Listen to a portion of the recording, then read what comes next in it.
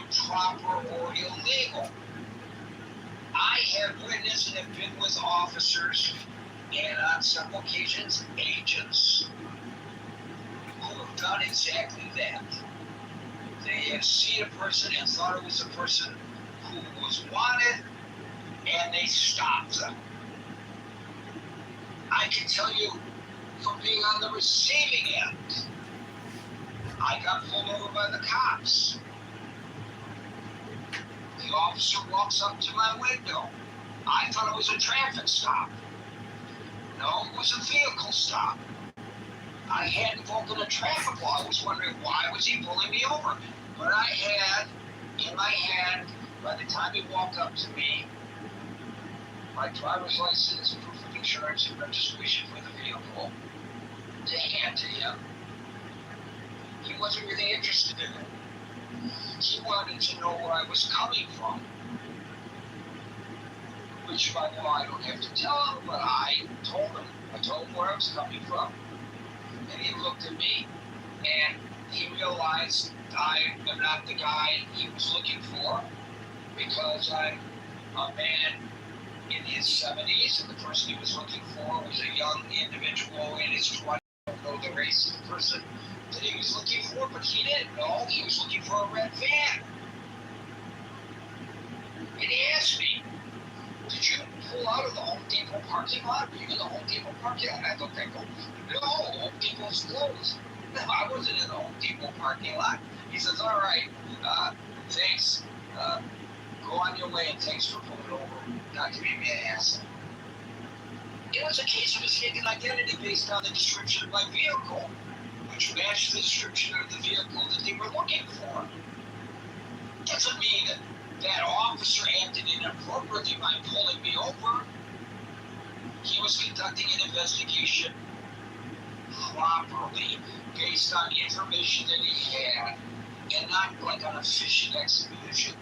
Oh, you know, we're not just going to pull over anybody who's in a red van. No, he had a reason to pull me over.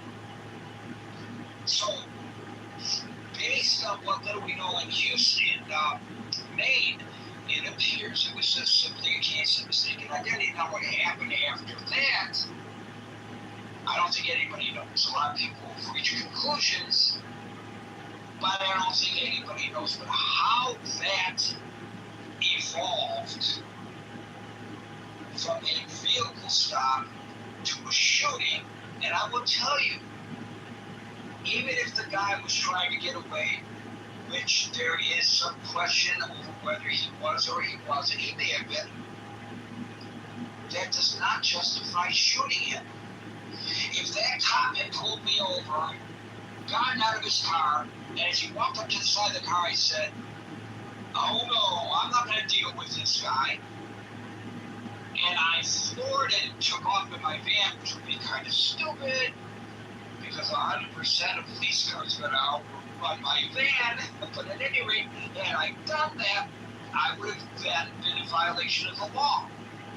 And he would have had every right to pull me over, force me over, call for backup to force me over.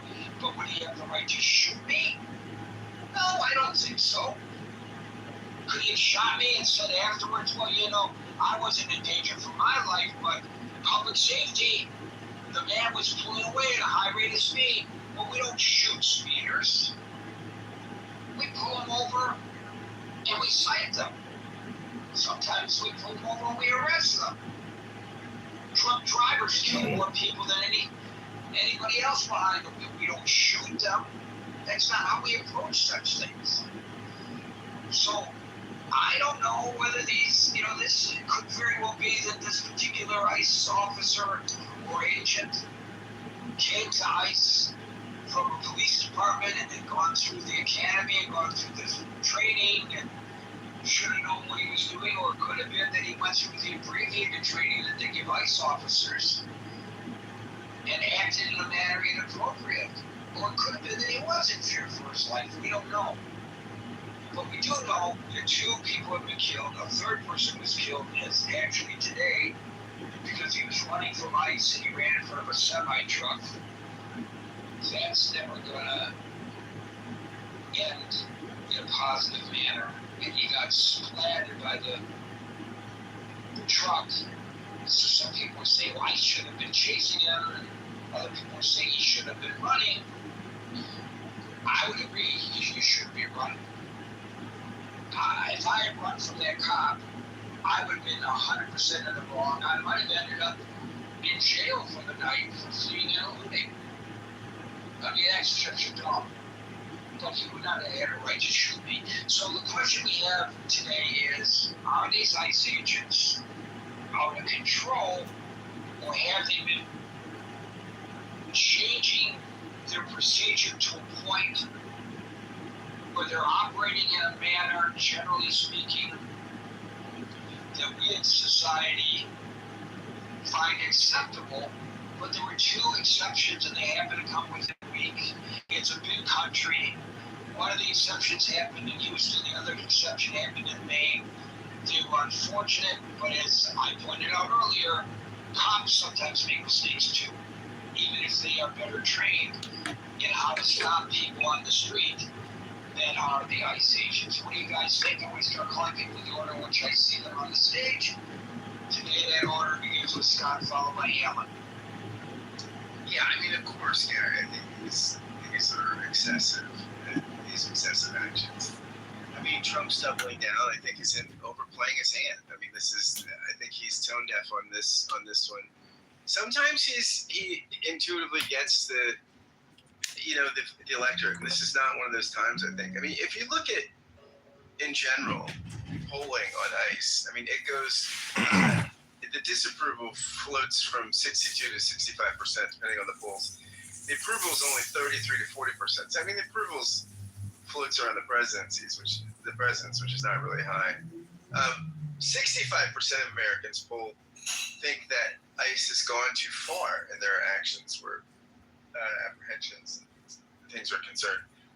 And 46% want Congress to cut their funding. We've seen polls where a majority, remember the one poll a month or two ago, I think 48%, the majority, it was 48 to 44 or something, wanted ICE disbanded completely. So I think that Trump is overplaying his hand here, and I think it's going to, I think that this is an instance where I think he came in and shut the border, which was what, people wanted, right? I mean, this is, the amount of immigration coming in under Biden.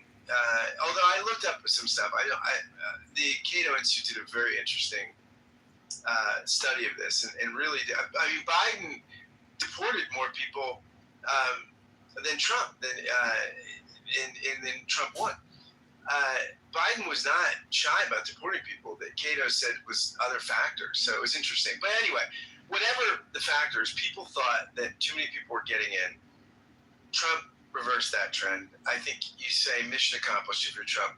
I think the ICE stuff has gone too far, and he's doubled down, and I think it's just going to hurt his own approval, and it's going to further plummet the approval rating and people's feelings about ICE. And that's just the way. I mean, you could, you can do border enforcement. You could do deportations. Obama was the deporter in chief, right? But he focused on border stuff. It wasn't as aggressive in cities all across the country, and things like this didn't happen. That's, so he was doing lots of deportations without the overall negative backlash, because stuff like this wasn't it. So, thanks, guys. It's interesting that you mentioned the political ramifications. I look at it a little bit differently. It hadn't even occurred to me, the political ramifications. I care far less, and I'm not diminishing what you're saying at all. I think it's something I hadn't considered that I ought to have. But I care far less about the political ramifications than I do for the ramifications of the treatment of people on the streets, whether they are U.S. citizens or not. And as pointed out, they have shot and killed U.S. citizens, maybe justifiably, maybe not, but they have. And you don't have to be a U.S. citizen to be guaranteed protections under the U.S. citizen to be guaranteed protections under the Constitution. We don't want our law enforcement officers acting in an inappropriate manner, especially where people can get injured or killed. So I'm more concerned about them than I am about the president's political standing, and I'm sure you are as well when you raise that issue. Of course, of course, it's insane.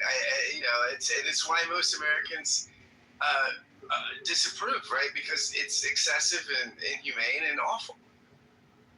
I would like to propose that even if I were in the minority and approving of what ICE is doing, and making all kinds of arguments, accepting the arguments that the administration is making, accurate or inaccurate, and I'm not suggesting what is and is not, because I don't know on some of the claims that he's making.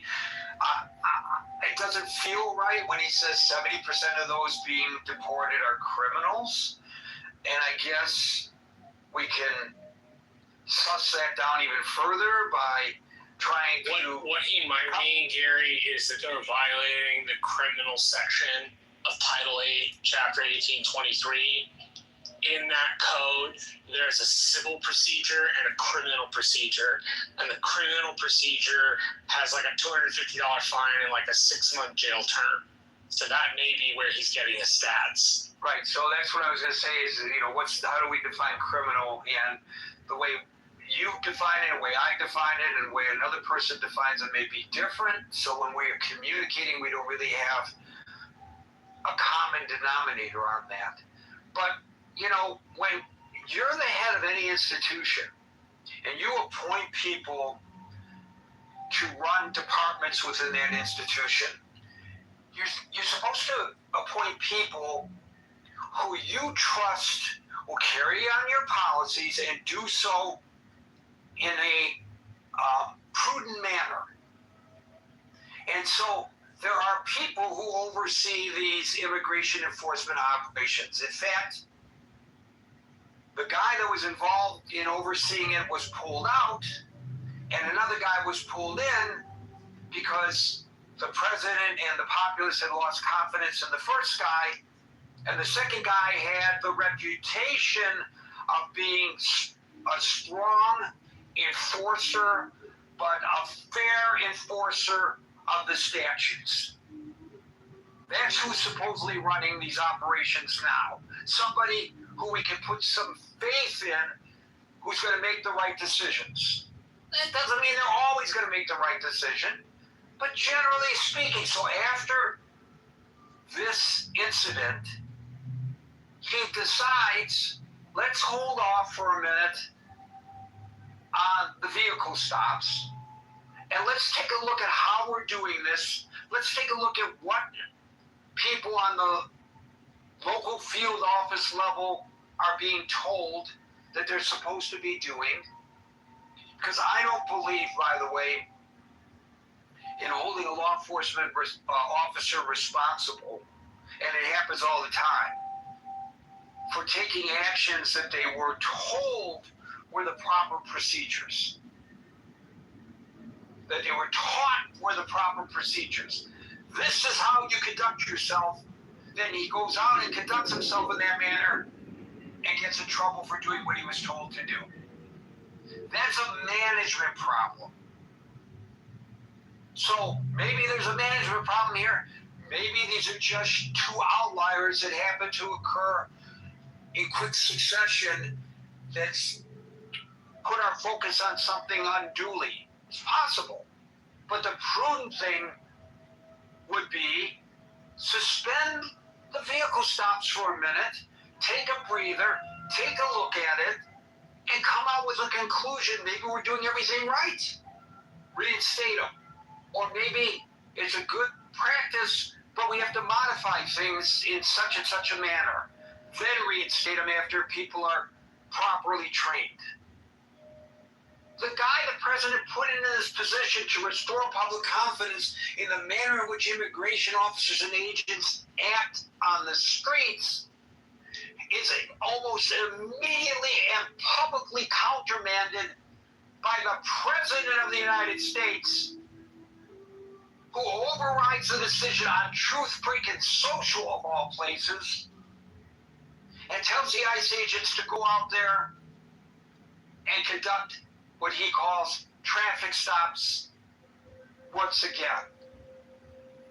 Scott, I lose confidence in a president who does that. What's wrong with taking prudent steps, even if it's only a public relations move, to give the population some confidence that they are reviewing this? Why not let it play out? Why is it so important for him to insist in such a public manner and in such a degrading manner to the people who are making the decisions? Get back out there and make those traffic stops again. It's just unfathomable that the person that we elected to be the chief executive of this country is acting in such a manner. Well, and who was the guy? Who's the guy he put in charge in Minnesota after is it Holman? Tom Holman. Yeah, Tom Holman. Yeah, I mean, that was an instance where there was some prudence, right? It was a de-escalating move, right? And I think for some people, it was a reassurance, you know, that some of the cowboys and excessive violence and what people were freaking dying, you know, that was a de-escalating move. I think that and there was some prudence there, right? It showed people that he was taking this seriously and the excesses seriously. I agree with you. I think he's doubling down, and I think that's more people. You know, I think more people will be harmed, and ultimately, this is not what Americans want. If you look at public opinion is clear. It's not. Americans are not for this. Right? It's not what they signed up for. I want those traffic stops, and I don't care what the experts say. My God, it's my decision. I'm the president of the United States, and we're going to have these traffic stops, whether they're good or not. That's our president, and that's our president not just on this issue, as we all know. It's just, I guess he's always been like this, it's fine. There are a lot of people like that, but they're not running the country. Alan, followed by Marshall.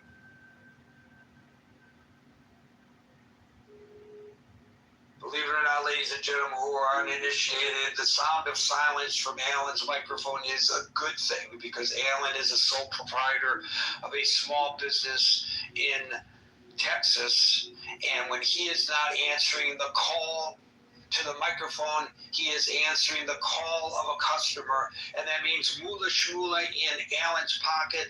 And as I always tell him, business comes first. Clubhouse comes second. And Scott, I passed that information along to another person who was a CEO of a company who had to make the same difficult decision, and I think it's the correct decision.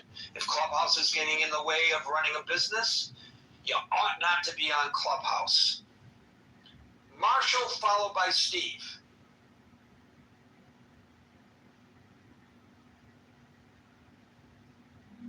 Now, Marshall's a different case when he's not answering. He's not running a business. Marshall! Steve, followed by Bluey. Yeah, hey Gary. Gary, I think there's two elements. By the way, how you been feeling? I want to ask you that. Well, it's been an arduous recovery. I guess when you get old, you don't recover as fast from getting cut on, Gary. Oh, I know a youngin' who got cut in. He's in his early 30s, and he's having a dickens of a time recovering because of the surgery and the manner of the surgery. He has to learn to walk all over again. So I feel, to quote one of your favorite presidents, I'm sure, I feel your pain. Okay, that's good, Gary. Yeah, Gary, I think there's two elements at play here. I think there may be some undue aggression, but I think the general public has to take into account their actions too and the environment that they're creating. For instance, like some of the things we see in Minneapolis. And then what's that detention center in New Jersey? Do you know where I'm talking about? Delaney Detention Center. Yeah, Delaney Hall, actually, in Newark, New Jersey. Yeah. Yeah. The stuff that's going on there,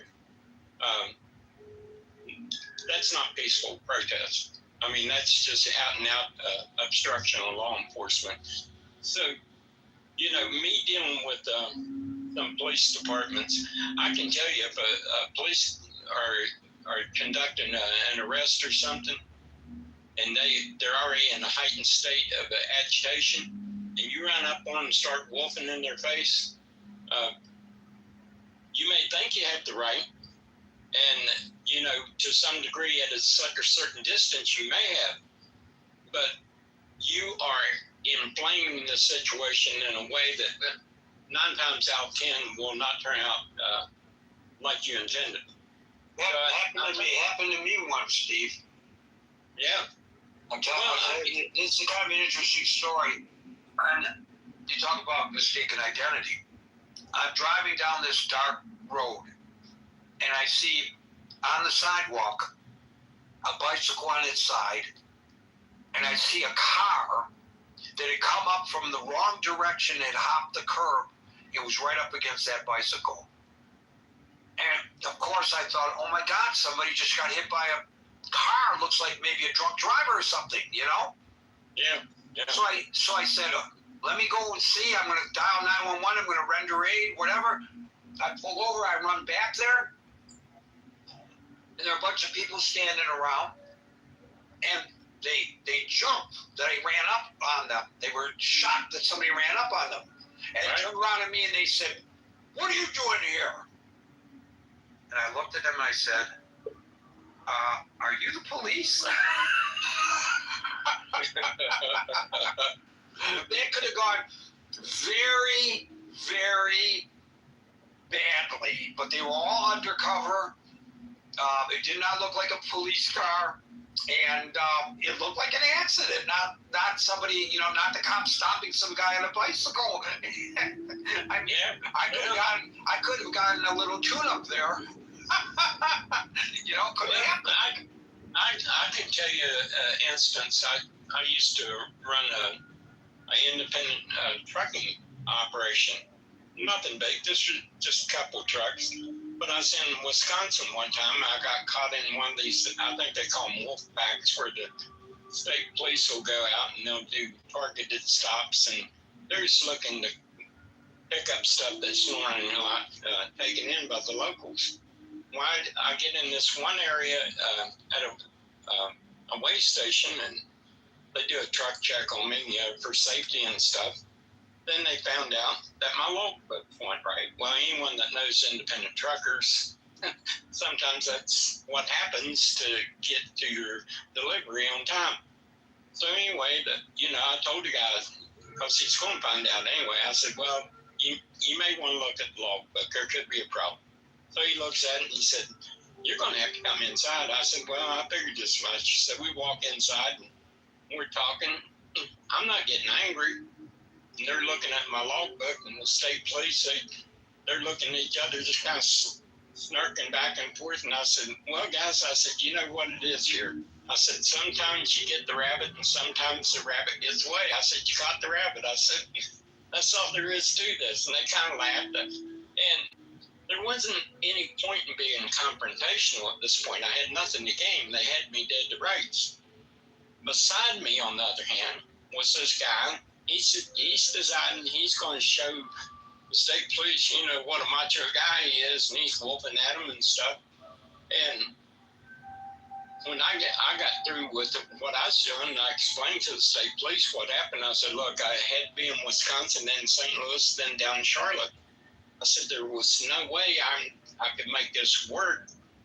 And I said, I got to make truck payments. I said, it wasn't a matter of me trying to do anything other than survive. But anyway, the guy, he said, Mr. Wine, he said, if I didn't have to, I probably wouldn't even write you a ticket. He said, but there is a safety issue here. I said, I don't know. But, it went smoothly. On the other hand, this guy beside me, he was just like me. They caught him, and he's wolfing, and he's getting an entirely different reaction. Now, I'm not saying you got to capitulate to everything, to every law enforcement, but I'm saying the manner and way that you interact with these people can bring a lot of different responses. And the things that we're seeing, people running up in these guys' faces, wolfing on them with a bullhorn and different things. If you think that's going to get a good response and you're not going to jack these guys up and they're not going to be willing to put some mace in your face or something like that, and all you're trying to do is get a YouTube moment. So this kind of stuff, I in these cases that bring this to light again today, Steve, that's not what was happening. There were no bullhorns or mace. There were actual bullets in somebody's face. So but what I'm talking about, Gary, is these guys are like anyone else. They can see this stuff going on all over the place. And if they think that every time they're getting out of the car, they're going to have someone running up on them, wolfing on them, they're going to be in an agitated state to start with. Does that justify the shooting? I don't know enough about it. I doubt that it does. But I'm saying the confluence of these two factors, and I've heard this before, and this is probably correct because they're trying to ramp up so quickly to fill spots.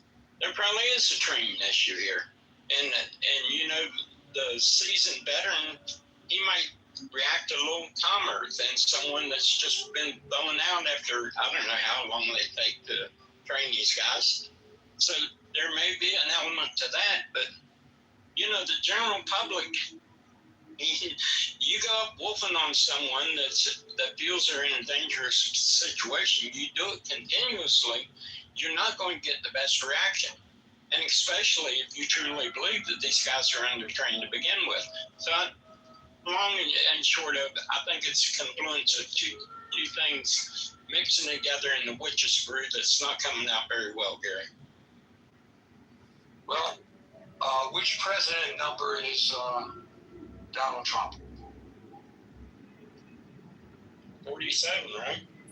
Yes. How many days training did these guys and gals get? 47. They got 47 days of training because it's the 47th president of the United States. That can't be the reason for the training period, Gary. It can't? I think the training period has been trimmed down from like a couple of months, like 6 weeks or something. 150 days to 47, gentlemen. No, see, I heard the 47 days was more of an estimate. I looked that up and I was not able to find any verification for it. Because I said the same thing about 6 months ago and I was wrong. Well, and here again, the scope and scale of the operation that they're trying to do. I ran into this on some work I've done down here on gas pipelines too. That the scale of the project and the number of people available to carry it out. To be honest, there's some unqualified people out there doing the job. So anytime you scale up and you scale up this quickly and you're trying to multiply your force and you're trying to scale into a lot of larger operation, inevitably Yeah, Steve, it's the run fast and break things model. Well, right, you scale up real quick, you end up not training everybody the way they should be trained, and a couple of those people end up screwing up. We don't know whether they screwed up or not. Obviously, killing somebody who's not subject to an investigation is the wrong way to go, right? But we don't, for the guy in Houston, from what I heard or was reported, the guy in Houston tried to flee the cops, which Gary addressed in the beginning. We don't shoot speeders or people that flee, right? So that indicates that somebody pulled their weapon a little too quickly. Well, that could be, but I mean, how you'd mitigate that, you'd mix the younger guys or the less trained guys in with seasoned professionals so that you'd have the pros leading the unit. That seemed to me the way you'd want to do that, where like if you're going out, you'd have a guy that's been there 10 years, done it, seen it, been involved in all types of operations could be, and he could kind of talk the younger guys down. But like I say, you know, if all you see nonstop is just kind of aggressive action towards these guys every time they walk. Well, I don't know that that's all that they see in Houston. Maybe they do, and I don't know that that's all that they see in Maine. Maybe they do. I wouldn't want to presume one way or the other, but you oversee the cops in your town. Yeah, all your cops are certified by the state of West Virginia. How long is their training period? I think it's like 4 to 6 months. Yeah. So during that massive hiring blitz, Homeland Security temporarily reduced the basic training academy. I'm reading this from all places, Al Jazeera, but I don't think it's inaccurate. For new immigrant and customs enforcement deportation officers to 47 days. This was a significant reduction from the traditional roughly 5 months. Now, maybe it's coincidental that it was 47 days. I don't know. One of the things that our town has as mandatory, before you're even allowed to go to the State Police Academy to do your training, is a psychological profile. We send those guys out to have a psychological profile done on them. And I think that that's something that no matter what law enforcement, if you're going to give a guy a gun and you're going to give him the force of law up into taking life, you better make sure that the guy's playing with the full deck. So that's the first thing we do. We have the psychological profile run on the guy, and then if he passes that and there's nothing glaring about the psychology of the guy, then we send him on to the academy. But we don't send anyone to an academy without a psychological profile being run on. I'm with you on that.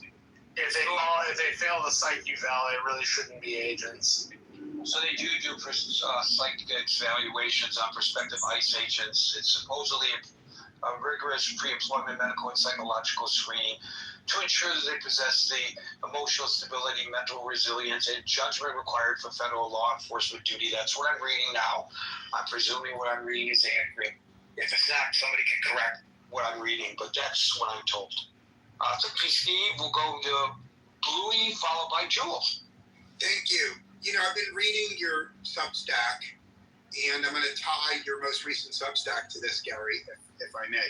Your Substack title is to the effect of, if someone says they plan to kill you, you should believe them. And I think everyone in the room should read your Substack, and I think it's accurate. And how am I going to tie that to this? Well, we can easily see hundreds of examples of the progressive community calling for people to resist ICE. You can see the progressive community saying, if ICE seeks to arrest you, don't comply with them. Figure out a way to obstruct them. Figure out a way to drive away. The progressive, or certain members of the progressive community. Who said they were told to drive away? Marshall, please let me finish. I'm gonna. No, you need to answer that question. Okay, Who said they were going to drive away? On X right now. Okay, if you want a source. Yes, I want a source. Who told bunches of people to drive away from the cops? On X, I'm going to read this to you, please, Marshall. From whom? Members of the progressive community advise passive resistance, the same way Martin Luther King resisted during civil rights. Passive resistance is not driving away. That's different. I think driving away is active resistance. An honest observer can find many examples of people getting advised. You're the one making the claim, not me, which means you're responsible for providing information. I will post links on the Substack, okay? Just post them in the Facebook chat. Okay, Marshall, I love you more than anyone in this room, but you can't expect me to post things. The room chat function in this room is disabled, so just allow me to continue. I expect you to go to the messenger chat and post things in the messenger chat. That's what I expect. I will post it in the messenger chat. Okay, everyone in the room is invited to go to the messenger chat and see whether I've substantiated what I said. So, and by the way, to your plug, which I appreciate, everybody in the room is invited to the messenger chat to see what I wrote on Substack. It's linked there. It's excellent. So basically, my read is that the progressive community of America they have beliefs. They believe in what they believe, and they believe that resisting ICE is the ethical thing to do. And I'm not going to debate with progressives whether it's ethical to resist ICE, but I will tell you that Chairman Mao wrote a book that said that the secret to having a society in revolution is to provoke the government into killing a lot of the rebels. Because the more of the rebels that are killed by the government, the more sympathy you get. Now, everyone in the room who studied why Chairman Mao was so successful in his revolution will say that was a very smart technique, and it resulted in it. So for that reason, every fair-minded, ethical person in the room should research this, because I think there's ample evidence that our friends in the progressive community are deliberately provoking ICE into committing these shootings, because they believe the more innocent people shot by ICE, the more it helps the progressive community in the upcoming election.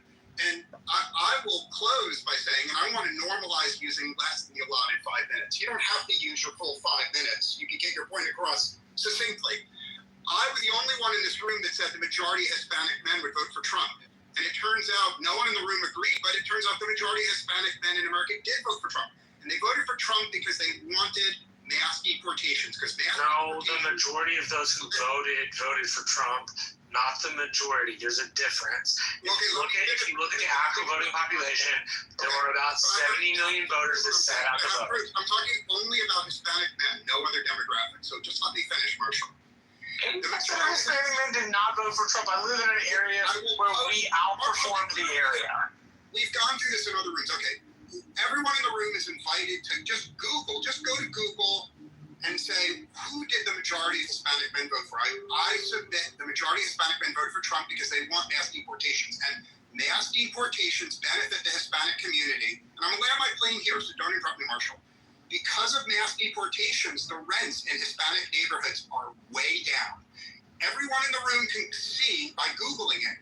Landlords complain that rents in Hispanic neighborhoods are down 20 or 30%, because it turns out when you deport millions of people, there are a lot of empty apartments and landlords lower rents. So I will close by saying that those people who are against mass deportations are defying the will of the majority of Hispanic men. And if you're against mass deportations, you are causing the rents to go up. And I have ample proof. And I'm sick of Marshall interrupting me, and I'm done speaking. That is an interesting argument, and I don't know whether I follow the logic fully, but it's an interesting argument. So, look, when you say progressive organizations, that's painting a group of people with a broad brush, and I think it's accurate and prudent to suggest that we see which organizations to which you refer. Not that I'm questioning your veracity, but I think people need to be able to suss that out. And in some cases, it may actually be worse than you suggested with some of these organizations, because we are now learning from their own pronouncements as recently as a summit that the Democratic Socialists held last night, that they are not interested in working the legislative process to force change. They're trying to force change through other means, or as the communists would say, by whatever means necessary. So there's starting to be an overlap. And I know Scott has a problem with this because, yes, there's a difference between being a socialist and a communist. And there's a difference between being a progressive and a socialist. But there are organizations that profess to be socialist organizations that are gravitating toward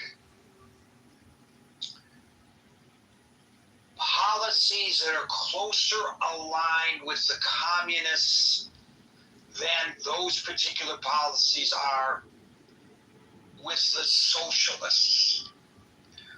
I will say that the preeminent organization that has been advising people, not to say that people are not influenced by other organizations, of course they are, but the preeminent organization that has been advising people on how to respond if approached on the street by ICE agents is the ACLU.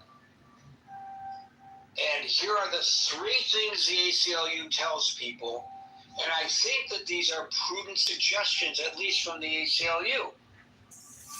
If stopped by ICE in public or on the street, ask, and by the way, they hand out cards to people in targeted neighborhoods. It's a wallet-sized card that you can carry, and I believe it's in multiple languages. It says, ask if you are free to go. Ask the agent, am I free to leave? If they say yes, calmly walk away. 2, exercise the right to remain silent. You do not have to answer questions about where you were born, your citizenship, or how you entered the country. 3, show valid documents only. If you are a non-citizen over 18 and have valid immigration documents, you should show them. However, the ACLU strongly warns never to provide fake documents or lie, because that would be against the law, and you would be putting yourself in legal jeopardy by doing so. Jules, followed by old Raj. Yeah, I'm hesitant to say fuck the ACLU, but I'll come out and say it. Not what you said, Gary, about what what they advise people, the history, and just what the organization I'm not saying this to promote the organization any more than I was quoting Al Jazeera to promote Al Jazeera. I'm just providing information. Okay, getting back on topic, you brought up a very important thing, Gary, about that they were undertrained. The ICE is undertrained. By the way, ICE is a government agency, a law enforcement agency that we should all give our total respect to, like you did, Gary, or like you do. But I think they were undertrained. And let's use it 47 days was the amount of time they were trained. And let's say, I'll also use your quote, Gary, it takes 5 months. So let's say 47 days, 5 months. Okay? So within that period of time that ICE wasn't available, between 47 days and 5 months, how many children are going to be raped? How many children are going to be killed, or grown-ups raped or killed from illegal aliens? Even if they're 10, if 20, 30, 40, who knows? How many are going to sell drugs that kill people? Whatever that number is, I want those fuckers out of the country. What about the non-illegal aliens who are committing these crimes at a greater rate, not only in numbers, but in per capita than the illegal aliens? Do you want those fuckers out of the country too? Who are you talking about? The native citizens who commit crimes at a greater rate. Answer me this question. You mean Americans that are committing crimes? The question I asked. Yeah, go ahead. The question I asked was, what about the non-illegal aliens who are committing those kinds of crimes, not just in greater number, but in greater numbers per capita than the illegal aliens? Do you want those fuckers removed from the country as well? Well, if they're Americans, I want them in prison. I want those fuckers in prison. If they came here illegally, I want those fuckers out of the country. Well, why not imprison them? Like if I had done it, I'd get imprisoned. So if some person who's here, quote unquote, illegally does it, why not afford them the same opportunity to be incarcerated as I would be? Why does he get off the hook and get deported? Because the floodgate, if it was a normal illegal alien, I might agree. And what I mean by normal is the floodgates were opened. We had hundreds of, with millions of illegal aliens. Right, but the majority, vast majority of them, in spite of what the president says, the statistics will show we're not criminals coming across the border. And so so what? So they're here illegally. It doesn't matter if you're acting appropriately. You don't need to be incarcerated. And if you're acting inappropriately, I would agree. You need to be incarcerated. Why do they get a ticket out of jail? Why do they get to pass go and not go to jail first? If this was a Monopoly game, why are they allowed to go back to their home country? And if you or I do it, we have to be incarcerated for it. Well, some are incarcerated first and then deported. I mean, how much jail space do we have? Well, yeah, I want all those fuckers Well, out. apparently a lot of jail How space. much jail space Certainly, do you want? you'll have to wait your turn there, see, if you don't mind. Apparently a lot of jail space because we keep building jail space for the migrants. So I guess we got a lot of jail space. So might as well use it. We don't know if we're putting migrants in there. You know, I told you you had to wait your turn, and you weren't listening. And maybe, I think you were saying that you were presenting yourself as an American-born natural citizen. So unlike an illegal migrant, you don't have an excuse for not understanding the English that comes out of my mouth.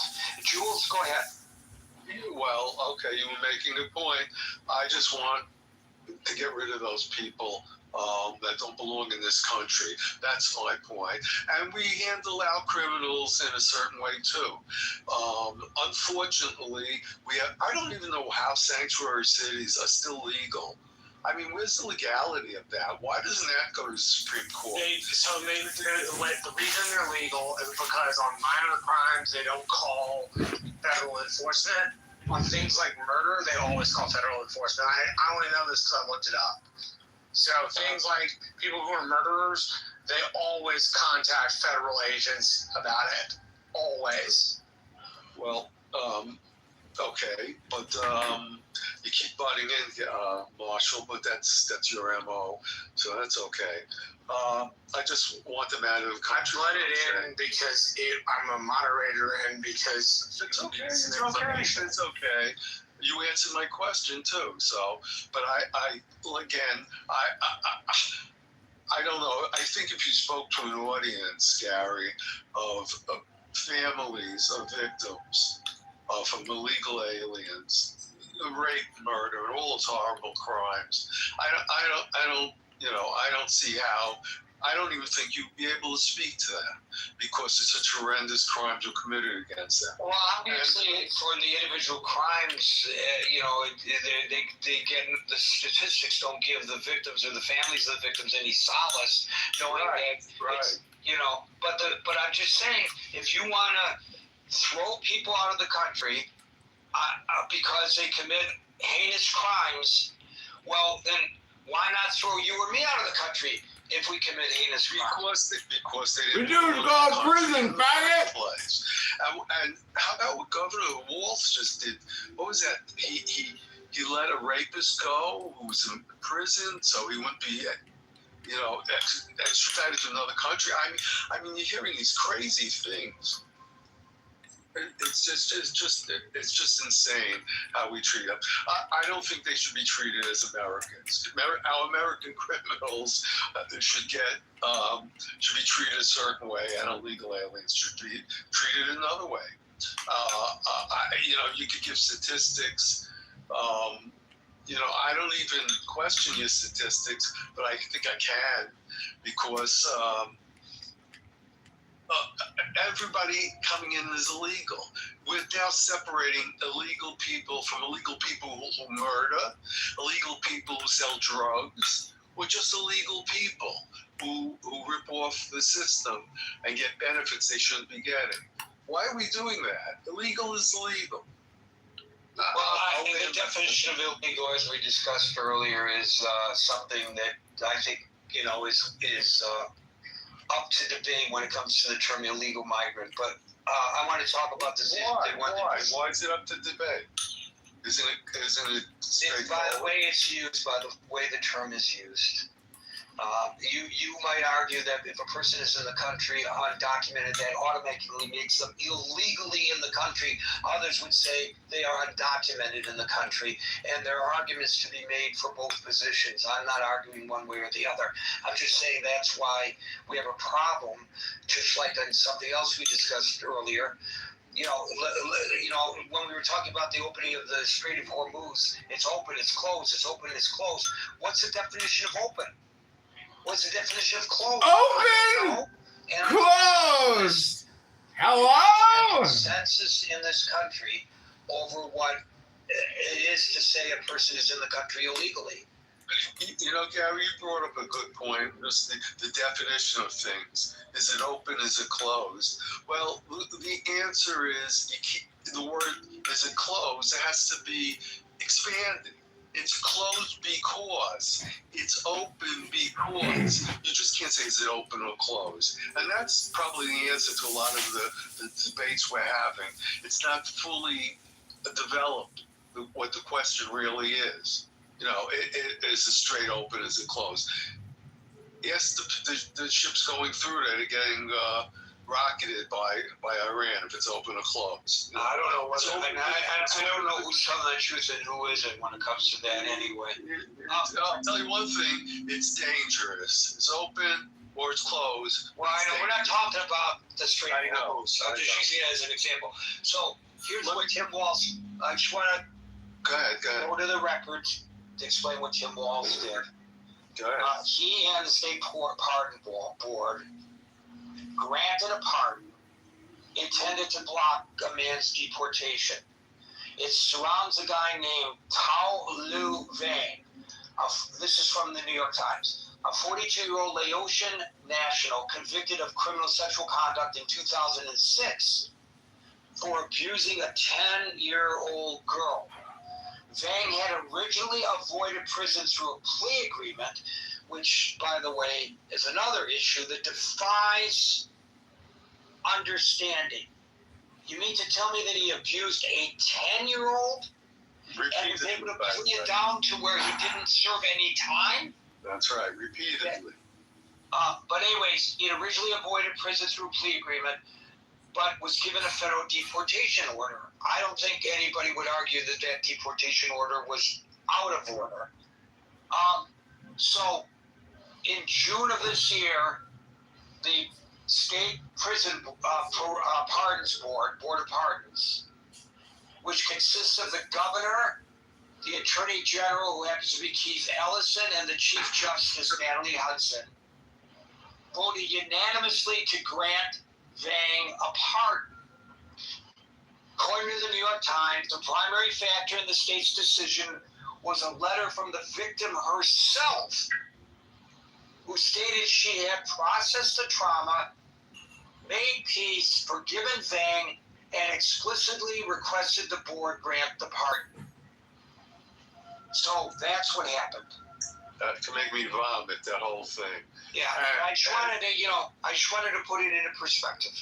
I didn't see that in the New York Times yet, but that's something that I'll first I want to throw my salute to Bluey. I like what he said, and I want to end by where I started. I bet you those fuckers, the ACLU, approved of the whole thing. I land my plane. So, Jules, really, the next time you come up, you should let us know what you really think about the ACLU. You shouldn't be couching it in euphemisms. Just let us know straight out. I will. Okay, thanks. Old Raj, followed by Hassanah.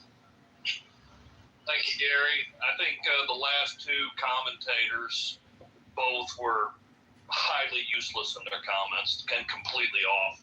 I notice how Jules likes to bitch him. Well, wait a minute. Let's say with the exception of the endorsement of my article on Substack now. With the exception of the article and endorsement on Substack. Thank you. Now you may continue. Jules bitched and moaned about how we need to deport criminals, and yes, I'm all for that. But with the two people that were shot in the last 2 days, criminals, I think the answer is no. They weren't even targeted. I mean, the insanity continues, and I have to ask, how many innocent people do have to die before people start getting upset and start protesting? I think it's a load of shit, Gary, that people nip and tug and chew all the way around the issue. Nobody bites into the meat. And I discussed this with Marshall earlier, but how come there's no cameras?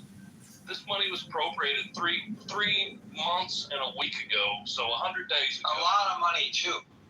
$20 million. And nobody can give you an answer as to why they don't have them. Nobody. You know, you lost the crazy bitch out of South Dakota on this job, and now you've replaced it by, frankly, So I can actually answer your question as to why they don't have cameras. The bill that would have specified they have cameras got held up over masking. The Democrats insisted that masking 100% of, like no masking 100% of the time be part of the bill. Meaning there would never be a point where ICE agents could wear masks. Despite the fact that there are some times when they actually get the bad hombres, the people Trump was really talking about, the folks that Obama deported, who were criminals, smugglers, sex traffickers, where you do need to wear a mask. That bill couldn't get agreed on because the Democrats wanted masking all the time, and the Republicans were like, no, we can't have masking all the time, that doesn't work, and they couldn't come to an agreement. So you didn't get the body cameras in the way they were supposed to. I think that's the actual answer to your question. Yeah, but the money was appropriated the first week of April. We're in the Yes, sir. No, you're right about that. And what are we waiting on? I mean, and also, what states do have the cameras? Because we sure have 2 random states where people don't have them. Also, you're not going to get an independent investigation on these crimes, on what frankly I call on these murders. You're not going to get cities investigated, the state, the Texas Rangers were called in. You're not going to get any help from the federal government. They're not going to release or share anything. I mean, the whole thing's a shit show. And I'm going to tell you, we'll have more people that are going to be killed on this, and I guess nobody cares. I mean, Marshall's brought it up. He's brought it several times. But I don't understand the passiveness of Americans that just sit there and go, oh, I guess they're chattel. I mean, I guess that's just the price you pay for going door to door. Also, when are we gonna have some cars with some federal agencies identified? If you got bumped from behind from a car you have no idea was, you would probably ram into it too. What if you had family in your car? You're gonna sit there and do nothing?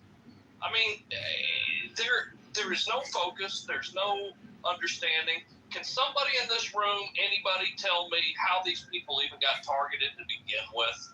I mean, what kind of due diligence was done, or what background were they investigating? Because in both cases, they ended up with the wrong people anyway. And Gary's right. I mean, the 47 days is a reason, because it was the 47th president. He ultimately reduced it, or as I tell people over and over again, he may not be doing it, but Stephen Miller sure is, because he's our de facto president on every topic. With that, I'll land my plane. Thank you all. Yeah, there's no federal law with regard to the states on cops wearing body cams. In every state, according to Customs Signals, which does an analysis of and is an advocate for actually traffic enforcement by police across the country. So they've done extensive research on this. There are several states with broad statutory mandates with regard to body cams. Those happen to be Colorado, Connecticut, Delaware, Illinois, Indiana, Maryland, New Jersey, New Mexico, New York, and South Carolina. And then there's states with conditional mandates, California, Florida, Georgia, Nevada, and Utah. But there are states without statewide mandates altogether. So it's like Maine, Michigan, Massachusetts, Idaho, and Mississippi. It's a mixed bag is what it is, old Raj. But so I don't know whether we should compare them not putting body cams on their cops, like in Steve's community. I don't know whether they have body cams, but it's a very small community. They may not be able to afford it, if it's left up to the communities. But as you rightly point out, they were given and mandated to put the cameras on, and I get the sense as well they've been obfuscating every time they've been asked about this. And only today they've agreed that to ensure that one agent in each field office during any operation be wearing a body cam. One. As a start to the program. That's a slow rollout of the program. Is it by design? I don't know. Is it because of the statutory limitations caused by our do-nothing Congress, as Marshall suggests? Could be. Hasana, followed by Linda.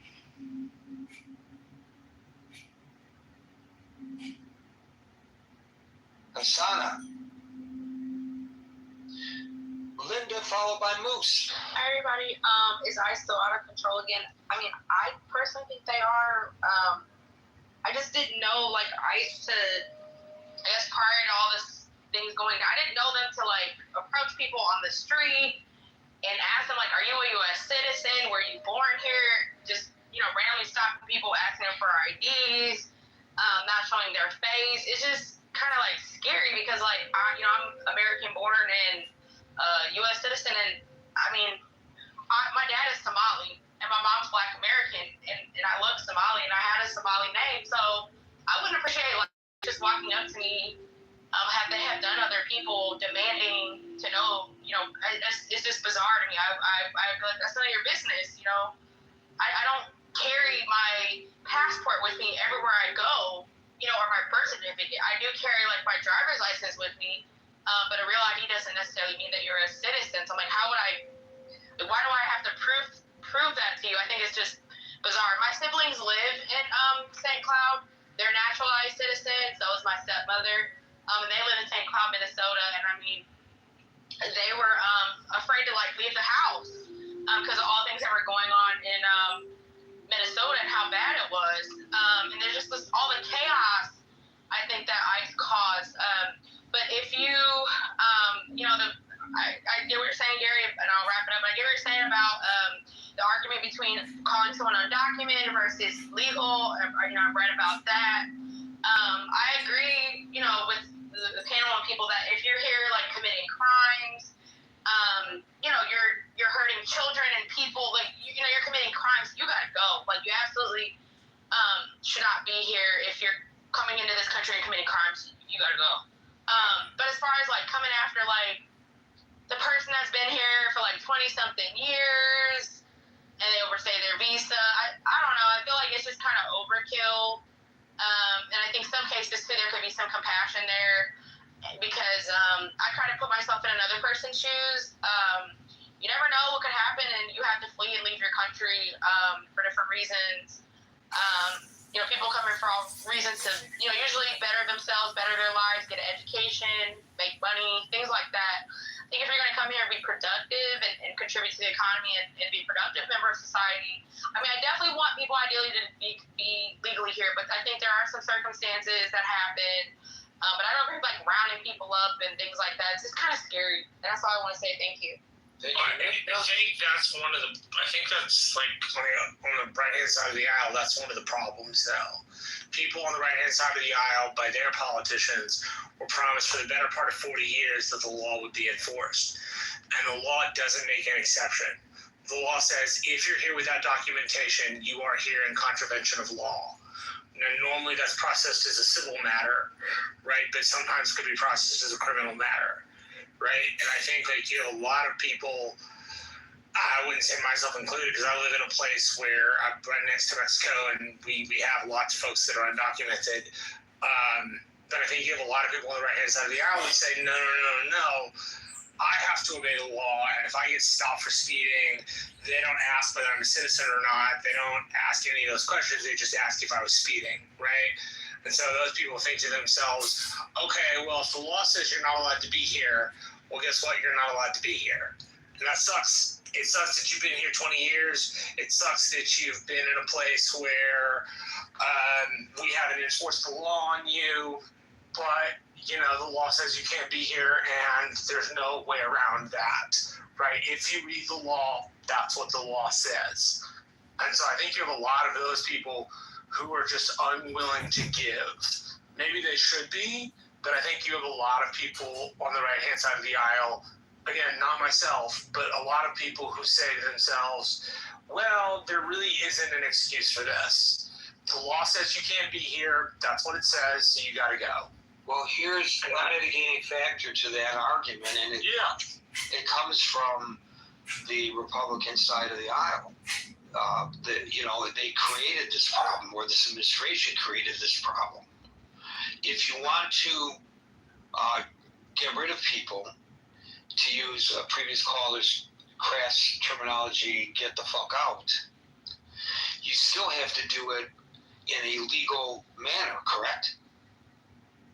Yeah, look, I think there should be some allowance for this, right? If you've been here 15... No, I'm not asking about allowance. I'm asking about if any person that Jules, for example, who is very articulate and obvious in his point of view, want deported, in order to deport them, there is a process by which, under the law, the government is required to go before deporting them, right? Yes, the government is supposed to go before some sort of immigration court before deporting them. Right. Unless they have permission otherwise. So, and there are conditions under which expedited removal is legal. Right, but in general, you have to go before an immigration law judge. Yeah, in general, you have to go before an immigration law judge who's on the executive branch. And it's the president and his administration that's pushing the deportations. So when the president returned to office, there were 726 permanent immigration judges. The administration purged the courts. They fired... Yeah, they fired the people that would do the jobs. Agreed. I don't disagree with that. They made it so that it was harder to get it done. That's not something I disagree with. They absolutely No, you're not. I'm not saying that you're disagreeing. I'm not arguing with you. I'm trying to make a point. Gary, I need to ask a question from audience when you guys have... Okay, I'll get to you in a second. So between 100 and 115 judges that the administration deemed too lenient or unaligned with this mass deportation agenda, gone. An almost equal number of experienced judges, this is according to NPR, resigned, retired early, or accepted buyouts due to plummeting staff morale and pressure to fast-track cases, which I will point out in case people are unaware. They were overwhelmed by cases, so many, even before Trump took office a second time. So by early 2026, according to NPR, the active judge corps had plummeted by roughly a quarter, dipping well below 600 judges. 12 immigration courts lost more than half of their judges, and 2 courts, and those courts were running on skeleton crews, and 2 courts were closed. So how can you say on the one hand, we need to get rid of these people, and I'm coming in as president, we're going to get rid of these people. Yes, yes, yes, we're all in favor of that. But in reality, you make it more difficult to get rid of the people. How do we reconcile that? I think the problem is... that he's not as serious as he says he is. That the Obama administration at this time in his presidency was more serious than the Trump administration is. And that if the Trump administration were truly serious, they would have copied what the Obama administration did. From what I understand, the Obama administration at this time in the second term had processed far more people than the Trump administration has. And they did it without shooting people, and they did it without people dying. So I think one of the problems is that the public is fed by people like me, I guess, a steady diet of headlines. And we have trained ourselves willingly to swipe left and swipe right, and we got enough information in 3 seconds. That's what we're training ourselves, and our children, it's going to be even worse. They're addicted to Yeah, the attention spans are just about nothing. They're unwilling to look and read articles which are longer than a paragraph. And even that's supposing they can get through the paragraph. So because we've conditioned ourselves, and it's true, if you study it, they tell you if you're interested in getting people, you need the dopamine fix. That's your intent by the numbers. If you look into the actual analytics, you'll see, people are watching your video, but they're not listening to you. So you have to grab them in the first 3 seconds. I do this show completely wrong. Welcome to the Critical Thinking Forum. We're here Monday through Friday starting at 5 o'clock. Today's topic is, I already wasted 5 seconds. You're not supposed to do that. You got to get right to whatever hits them over the head in 3 seconds. That's what I'm telling you, that's what all the analysis says. So when we hear what my old man tells me about the radio. So when the president says that Sleepy Joe Biden allowed all these people across the border, I'm not allowing them across the border, and I'm going to kick them all out. I'm going to kick them all out. Well, you can say that in a short period of time, and people get that. But people don't know what I just explained here. A lot of people don't. You know it, Marshall, but a lot of people don't. What he actually did was reduce the number of immigration judges, making it more difficult to get people out of the nation. Now, why would you do that? If your intent is to really get people out of the nation, but what you really do impedes the ability to get people out of the nation, why would you do that? I don't know. I would surmise because you don't actually want to get as many people out as you say you do. And why would that be? Because those people are critical to things like infrastructure. No, I disagree that that's the reason. I disagree that that's the reason. Why do you I would like to propose the reason is you need a foil. Yeah, that's true. You need somebody you can point at, as the American president with Michael Douglas says, we'll find somebody to dislike, we'll find somebody to tell you who they're a bad person for, and that's what Trump is looking for.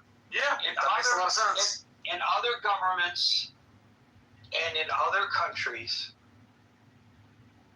in many instances, the foil were the Jews. Yeah. Okay, you can't do that if you're the president of the United States. You shouldn't, but apparently he does. No, he doesn't. He doesn't accuse. No. I'm not talking about the Jews. I'm saying. Can I make my points before you respond to the point? So in other iterations of this kind of tactic, it was the Jews. You need a foil. The Jews are responsible for the economy going to shit. Well, he can't say that. So he's got to say the illegal immigrants are responsible for all this crime that's occurring in the nation, when in fact, by the way, not only on a per capita basis are they disproportionately lower in contributing to the crime rate, but the crime rate is lower than the impressions that we have. Oh, much lower.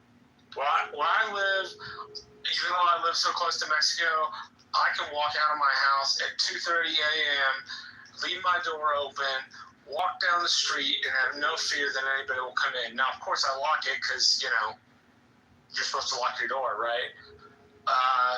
But I don't have any fear of being preyed upon, even though I live literally right next to Mexico. So right. We can talk about the dirty immigrants. We could say that they come from shithole countries. We could say that they're eating dogs and cats in Ohio. We could say all of that, and we can gin people up. And if we're focusing on those horrible migrants for all the nasty things they are doing in this country, we can take our eyes off of other things that we don't want people to talk about. Because if you're the president of the United States in general, and for sure if you're this president, you know how to determine what the discussion on the national level will be. When I was in I had a couple of contracts up in Boston. Yeah. So I was up there several times a year. And Alan got stuck on the air by mistake. So that's what is going on here. I'm proposing that the president is looking for a foil. Why is it, to go back to Jules' example of a migrant who commits a heinous crime, like rape, that was his example. Why is it if an illegal immigrant, I'll use his terminology, commits a rape, it's a national story? And it's not just a national story. The national story is another illegal immigrant committed a rape. It's not inaccurate. The story is 100% accurate. How come if Jules or Gary commits the rape, it may not even be a local story, much less a national story? What makes that a national story? Why is it so important to beat the drum and talk about every time an illegal immigrant is driving a truck and kills somebody with the truck? Yeah, that person should have been driving the truck. 100%. But what happens if, God forbid, when Steve was driving a truck, he had done it? Would they say, a naturally born American citizen killed somebody? No, they would not. People are not taking the time to step back from the forest to see the trees, because we are being dished out headlines and slogans. And Jules is not incorrect. He's absolutely right, and it's worthy of our attention that if that illegal immigrant had been in the country, then that rape wouldn't have occurred. He's 100% right about that. That's true. There's no question that that's right. But to take it out of proportion, if in fact this administration really cared about deporting people, why would he have allowed the immigration courts to shrink? They were already overwhelmed. Because they wouldn't give him the answer he wanted. Exactly. The answer he wants is everybody has to go. The answer they were giving him was only some people have to go. No. And It's only not the certain answer periods that he of time. wants. Not the answer that he wants. Why didn't he just replace them? He could have taken 100 people, gotten rid of them, and replaced them with 100 people. You don't think that there are 100 lawyers who would take a job like that if offered it? Oh, I actually think the administration is kind of incompetent in doing some of that stuff. Oh, it's incompetency. No, I think some of it's incompetency, not all of it. I think some of the immigration stuff is intentional cruelty. I think some of the immigration stuff is intentional incompetency. Yeah. Gary, I have a question. If you don't think it's on We'll get to topic, you in a just second. We'll get tell to you me. in a second, Daniel. I want to give Alan an opportunity. Alan, are you back with us? Yeah, sorry, I was wondering if you gotta call me when I was gone. It was worth that $112 I did. I just need a simple question. Is ISIS formed by the law, or they just came out and they do it? Because I hear a lot of stuff. You heard me last time. I got caught in the border of Juarez and El Paso. It was at the same time Iran shoot something somewhere. And I was talking to a friend of mine, and he asked me if everything is okay. I said, yeah, we are all right. We're coming back. And we were in the van. The dentist provided us a transportation. This is the situation. I may be different than anybody else. When I was ready to come to United States, we had a class. First thing they told us, they said, you obey the law regardless of whatever. And I went there. I wasn't worried because I didn't have nothing to hear. They took me in there. There's two gentlemen who started questioning me, and I answered the question honestly and as best as my knowledge, very calm. We've been there 30, 40 minutes, and I didn't fuss or anything, and we became friends. And they asked me if they need help, if the FBI need help in Dallas, is it okay? They called me and, get my help. I said, it's a privilege. I don't understand people are screaming because I look different or I look different. Or if they stop me, simply you cooperate and go along. If you don't have nothing to hide, you shouldn't be worried about. I was wondering if ICE is created by the law or somebody just came up and said, unleash these people on people. I'm not aware of it. I don't, sorry, my knowledge is zero on that. I'm not exactly sure I know the question, but it's a federal agency. If that answers the question. Thank you. Yes, that's what I wanted. But federal agencies, they have all the right to ask any question. It's not. I don't think it's against the law unless Marshall knows better.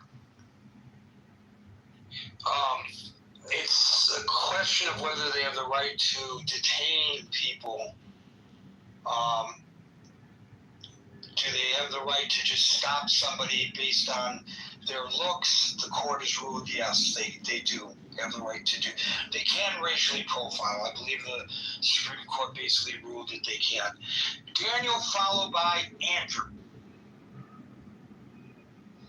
Yeah, my question is, let's say, I'd say the fairest estimate of what the Trump administration could accomplish between now and the end of the term would be 2 million people. So obviously that's not going to make much of a dent in whatever number we would agree, let's say around 14 million. So what does America do then?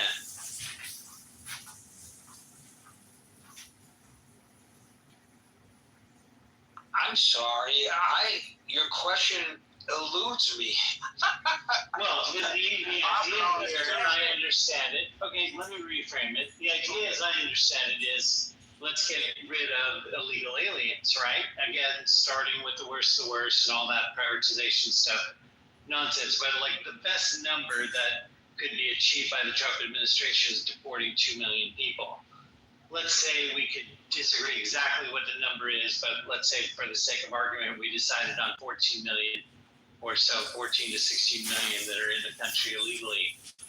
So the best you can get out of all this terror, which is what it is 2 million people, and suspension of civil liberties and everything else you can argue about. So at the end of the Trump administration, that's all you can get out is some 14, 18%, whatever that number turns out to be. What are you going to do about all the rest? Yeah, well, I mean, you're not going to get rid of all of them, is your point. That's your argument, your question? The question which leads to that obviousness, right, but it really comes down to an ownership by posing it as that, right? Because it's fine to say in theory, well, everybody has to, follow the law and everything else. Like, there's a lot of ways to deal with reparations, penalties, adjustments, what the law calls a remedy. And there's a way to absorb some of the people that are here, right? Why not start with that? It's like, oh yeah, we'll get everybody out and then start over. Well, that's 10 or 12 years from now at this pace, if you can even keep it up. I doubt you could keep it up. And I don't know whether they intend to keep it up.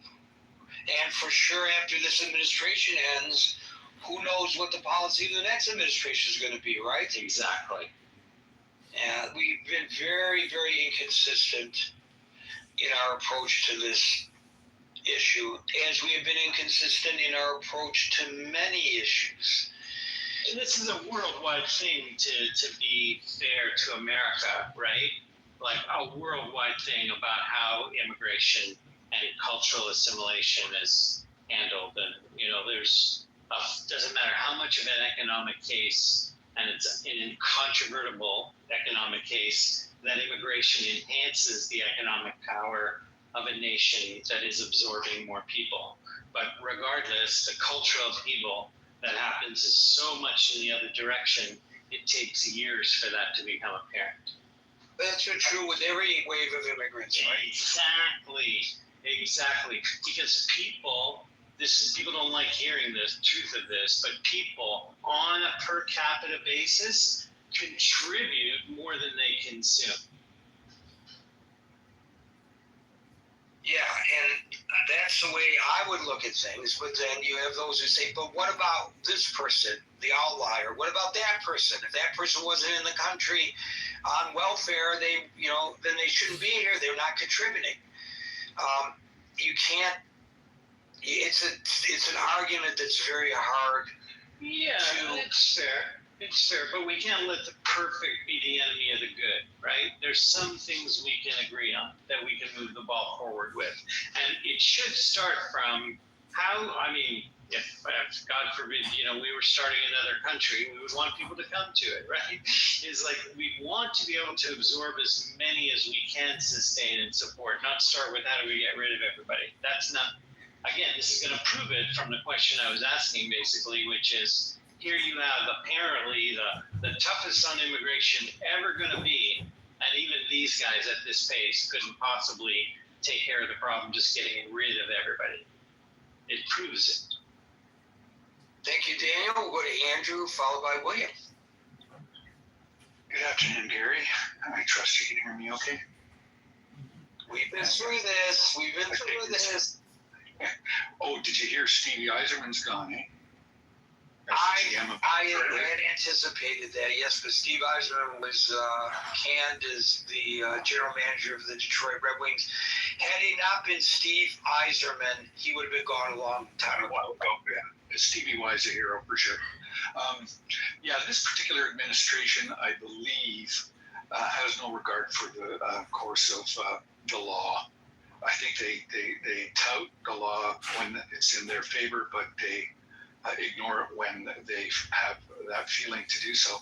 And I think that's evidenced by the fact that out of the 17, I guess it's 17 now, 16 of those investigations were summarily quoted as being justifiable prior to any investigation.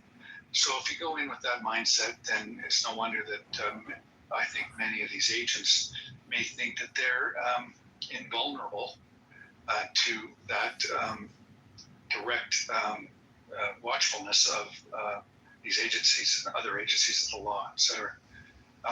It's been very successful in othering.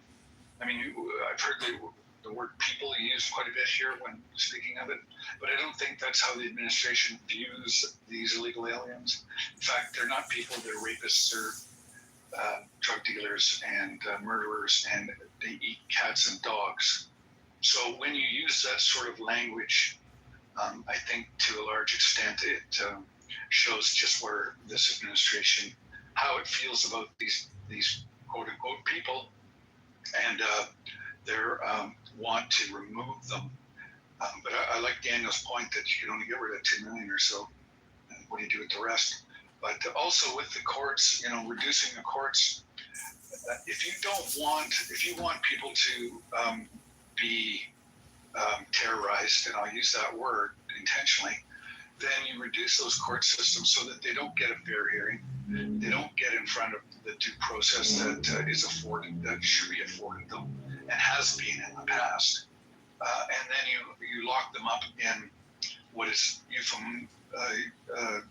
sanitizingly called detention centers, which I don't know that that's an adequate description of the environment in which these people are in.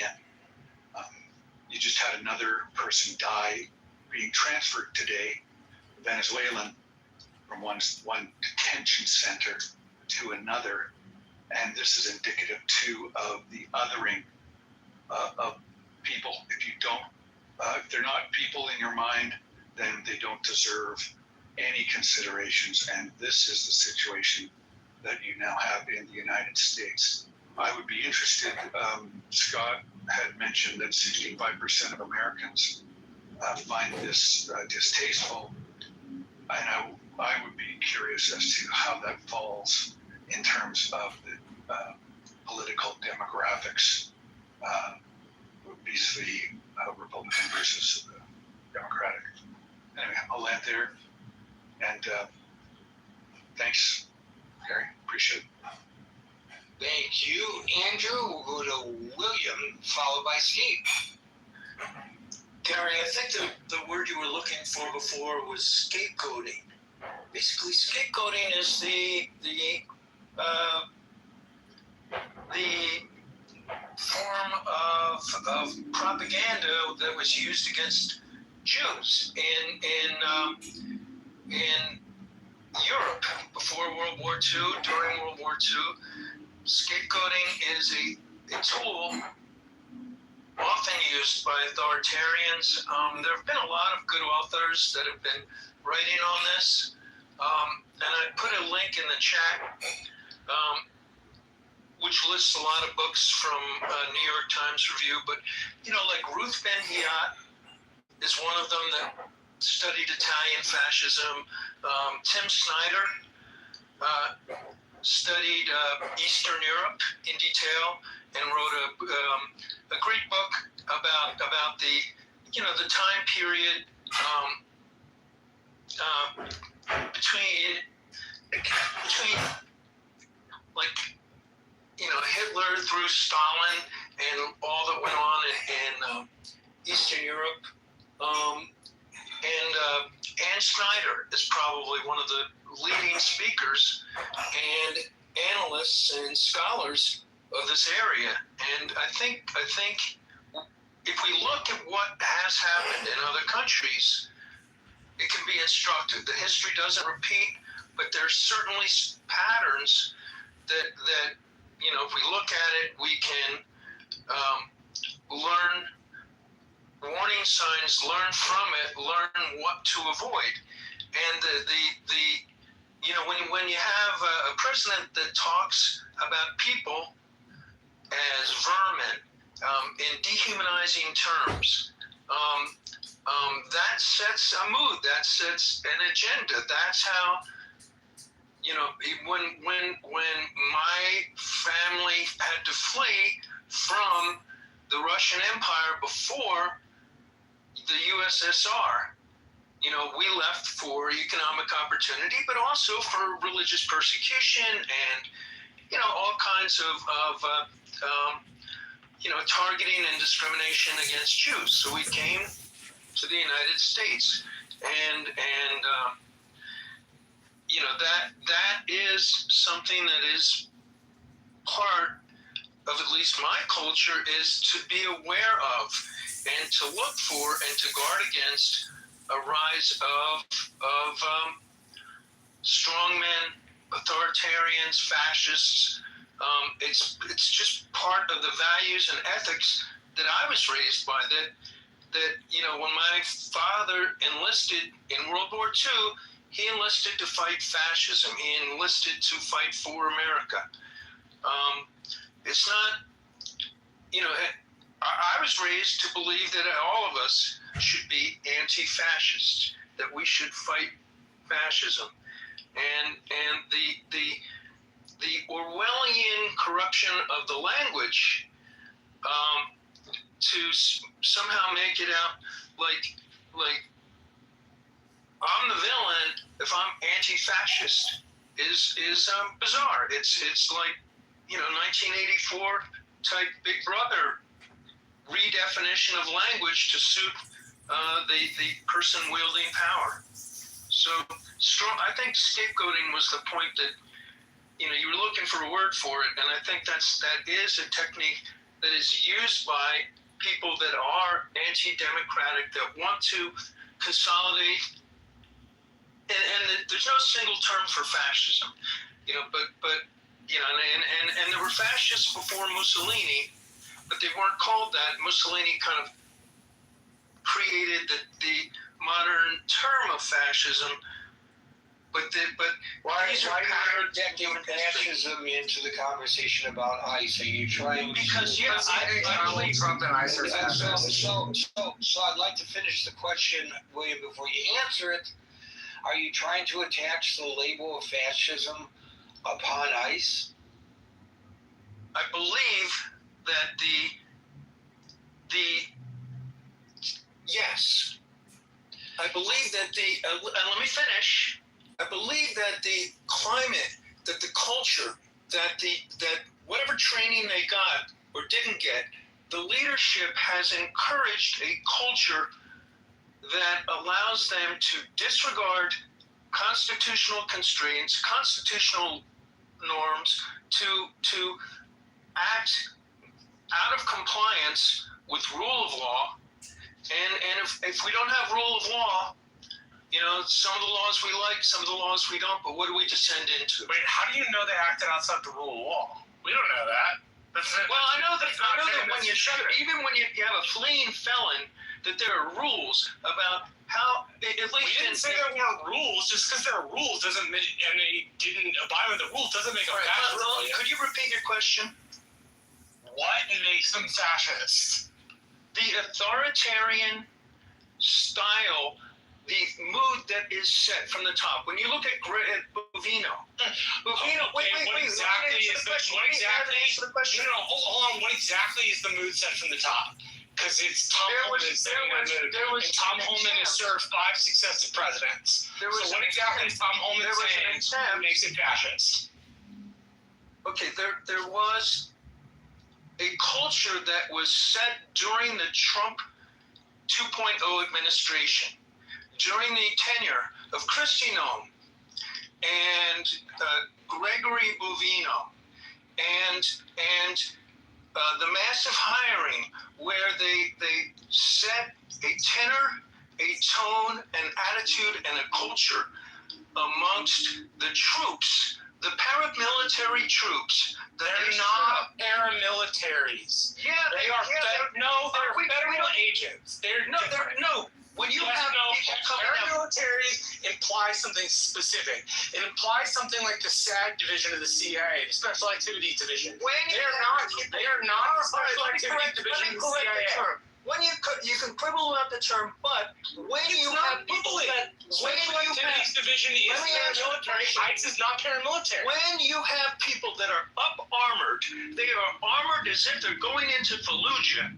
They are armored. They have been armored the entire time they've been serving, even under the Obama administration. They were up armored. Not like Yes, like they today. wore bulletproof Not like vests. today. They weren't wearing masks. They weren't hiding their identities, and that is presumptively a bad thing. And they partially hide their identities when they go after criminals who have drug cartel connections. I don't disagree with you that when you're confronting the abuelita down the street, you shouldn't be wearing a mask. But to say that is somehow fascist is hyperbolic to say the very least. There are examples within our own country where you can look to jurisdictions that have very good sets of rules for when it's allowed to or appropriate to wear a mask. We can get cooperation from the table on this matter in jurisdiction where I live. And I don't like the crosstalk to begin with. And secondly, we're running out of time. But thirdly, I want to correct a couple of things that were stated. With regard to the up-armoring, the Obama administration placed strict limits on federal agencies. This is according to PBS.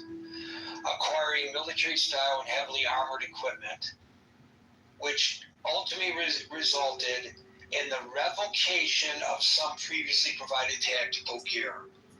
But, William, contain yourself for a second, please.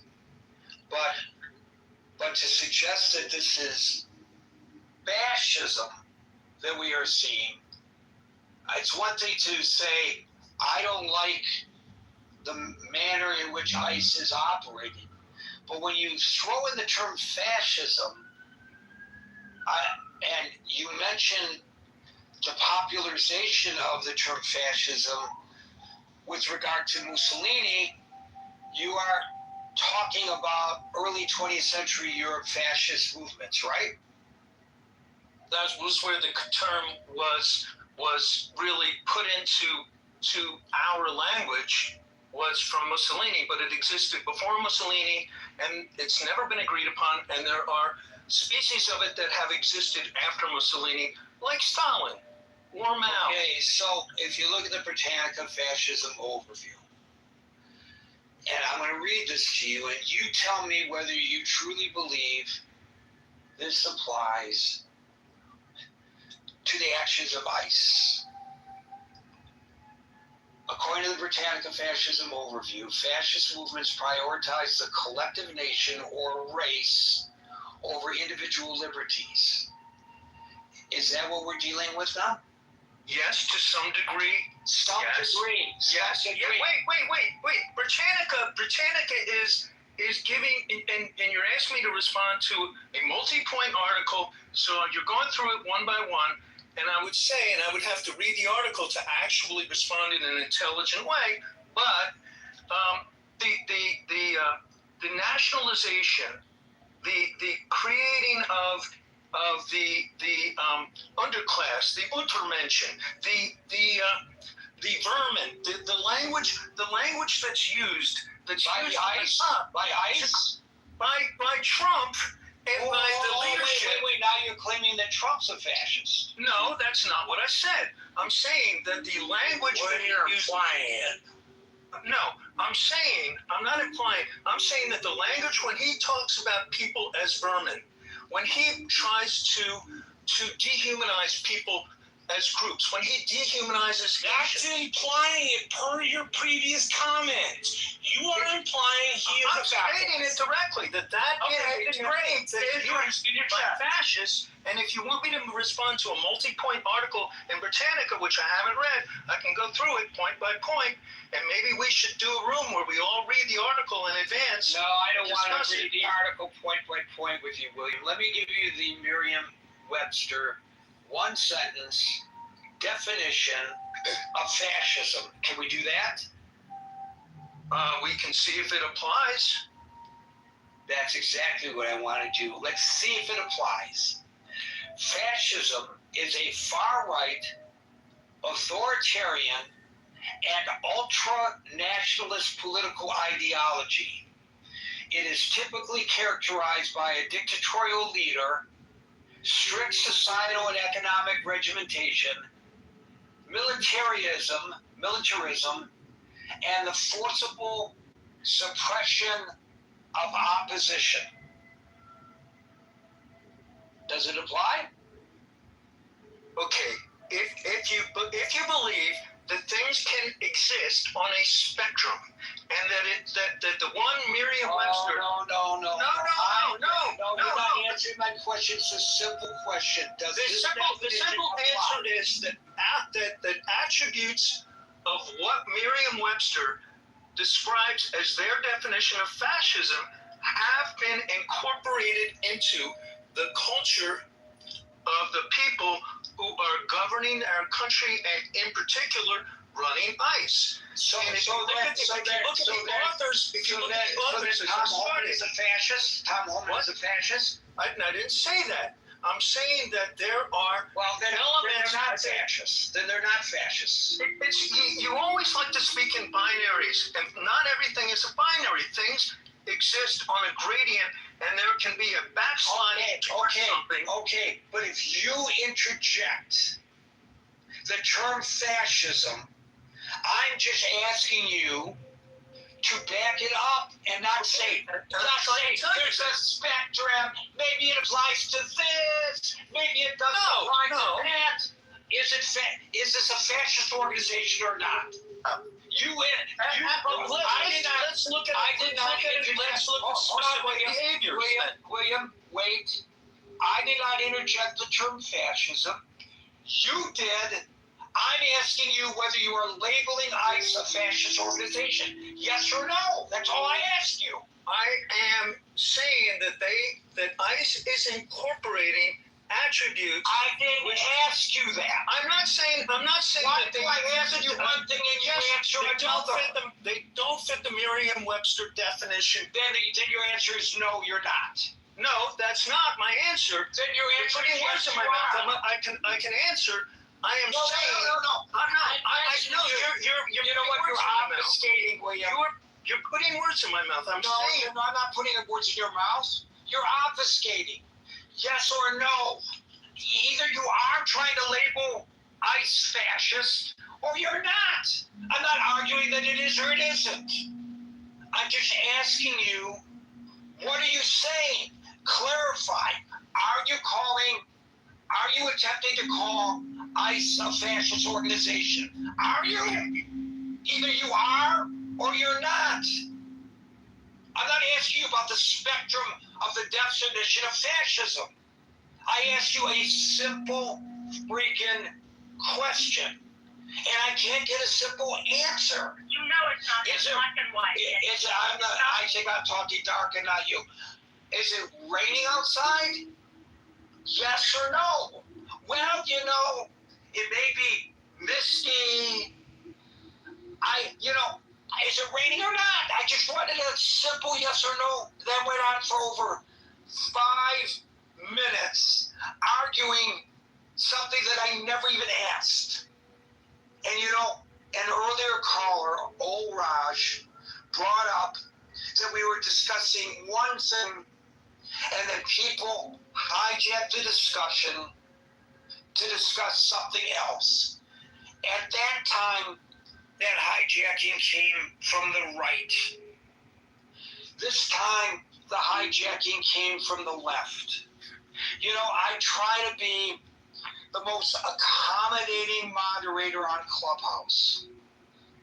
I really do.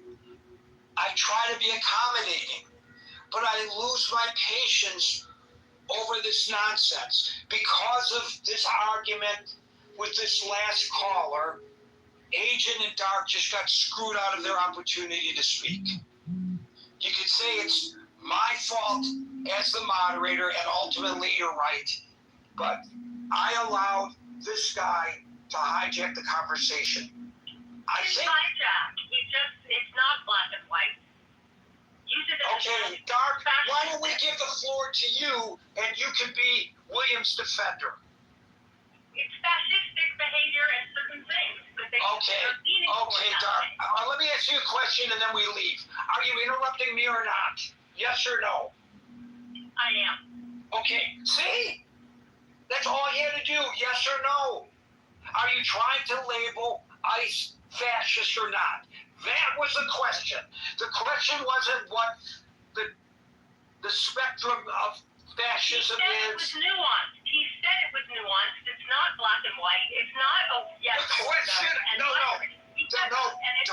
The question of whether he was labeling them fascist is not nuanced. Why? Or am I speaking a different language than everybody else today? I never You're trying to put words in his mouth. I'm not. No, he was talking about it being fascist. Come on.